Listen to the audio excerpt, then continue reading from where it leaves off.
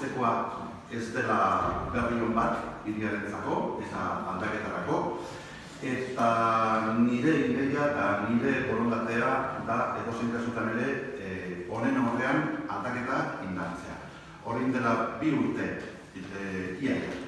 oraindik ez dira 2 urteak bete, baina hemen oso gutxira beteko dira 2 urte, enparantza, honen aurrean dagoen enparantza bete egin zen, jendez gainezka, zegoen adierazteko, hori ez, hamarkadetan pasa eta gero, aldaketa zegoela eta hori ospatzeko. Nire konpromisoa, oraindik ere 2 urte pasa direnean, da aldaketa horrekin. Aldaketa oinarritzen da momentu honetan 4 partidu ez osatutako gobernu batetan, gobernu anitza. Eta nire konfiantza osoa dago oraindik ere gobernu horretan. Hori bai, pentsatzen dut edozein erabaki bat, edozein ekimen bat pasa behar dela hortik, gobernutik.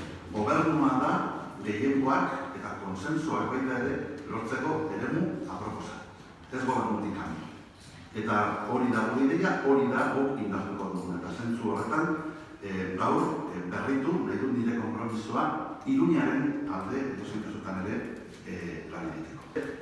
Nik esango nuke, krisia iragartzen dutenek, esplikatu, azaldu, beharko dute zertan datzan, eta zertan gauzatuko den.